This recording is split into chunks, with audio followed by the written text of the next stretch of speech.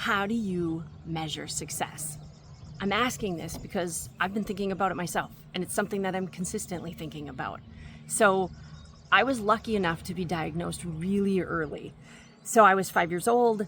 I was switching B's and D's, like I was learning the alphabet and I was switching things. And on top of that, I also couldn't tie my shoes.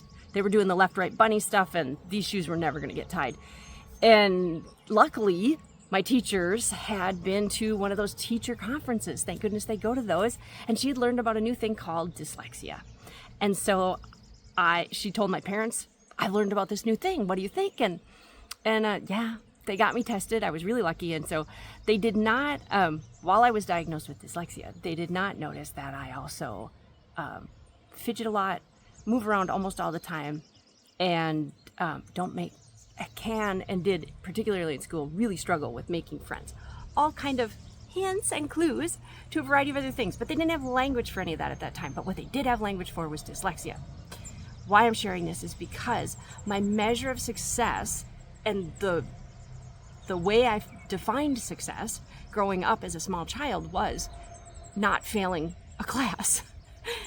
And that isn't the way to live life, is what I turned out to learn as I got into college, failed out of college, went through an emotional episode that was of no fun, but not unremarkable to anybody who is neurodiverse, and then proceeded to need to figure out and redefine what success was. And it was a journey. It was a really interesting journey that I went through most of my 20s. And it doesn't have to be that complicated. It is really, it's just really important to understand how you define success, because that is actually how you're living your life. That is how you're setting up your goals. And if you don't define success big enough, or if you define success as merely being able to put some food on the table, it's hard to get past that and start to grow in other areas. So in particular for me, I spent my 20s doing a wide variety of jobs. If you ever look on my LinkedIn, wide variety of jobs, and trying a whole bunch of things, realized I could do a lot of those things, but I didn't want to do a lot of those things. Here's the next question: success the rest of my life. And so then it became, what do I want to do for a lot longer in my life? And I got asking deeper questions. And with that came, I'd like a real career and a job. So I go back to college, graduate with honors. I'm really proud of that, so I'll share it anytime you want. And for civil engineering and land surveying technician, for most people that may not know, civil engineers are the people that design the roads and the bridges and infrastructure, that culverts, where water flows. I very much enjoyed engineering. Land surveying, it was the best career for me ever. Land surveying is when you're outside and you're figuring out where a house should be built on a lot. Like, you're taking in the GPS information to be like, this is the exact location for this. This is how you tell, when the engineers build the designs and so forth for the road, it's how you tell the people how to build the road, like where it actually belongs. It's amazing. I did that. I got so lucky. I got a government job, which is one of the best paying jobs in that field. I worked for one of the best agencies in the state. It was really amazing. And about 3 years into it, I was miserable. I was really unhappy. Part of it was the job. I didn't ever intend to sign up to be a snowplow operator. And that has really awful hours. Honestly, when you're the lowest on the seniority, it's all union based. And so I was never going to get off graveyard shift for snow plowing in the winter, which was how they had that job assigned at the time. And so I recognized I was going to need to take a shift, and I was really kind of bitter about it overall. And a really good friend of mine pulled me aside and said, listen, you've climbed somebody else's mountain. You got to the top. Here's your prize.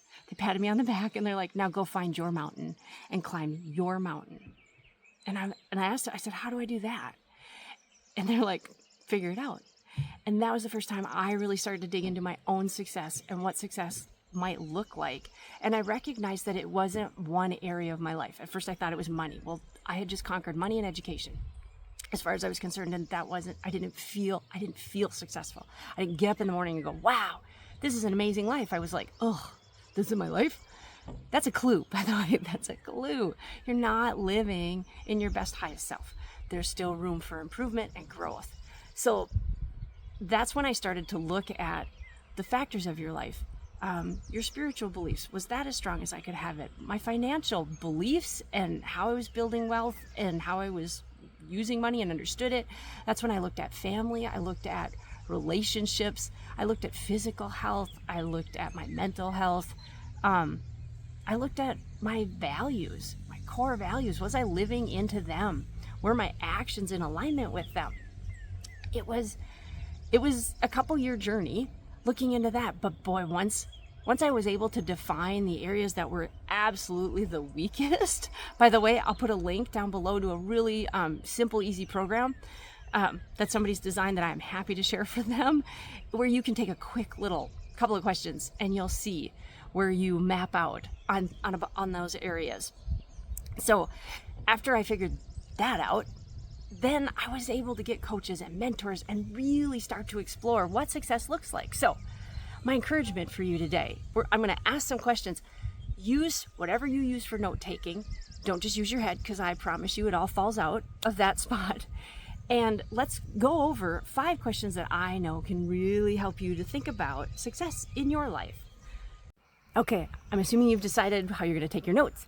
Here are the questions. Number 1, what moments in your life have felt the most fulfilling and meaningful, and why? Remember, it's okay to hit pause and actually write this down. Number 2, whose approval or recognition do you seek when you feel successful? Number 3, if money, status, and fear weren't a factor, what would you pursue every day? Number 4, what do you want to feel at the end of a week, at the end of the month, and at the end of a year? What do you want to feel at those times?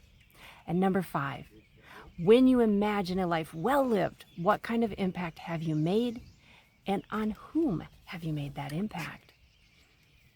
These are simple questions, but just answering them, just taking 5 minutes to jot them down or to have a conversation with somebody, can actually be life-changing and help put you on a journey in many directions. Once I had an understanding of that, that's when I was really able to start to explore my next careers, building my business. Oh my gosh, all the places I have gone.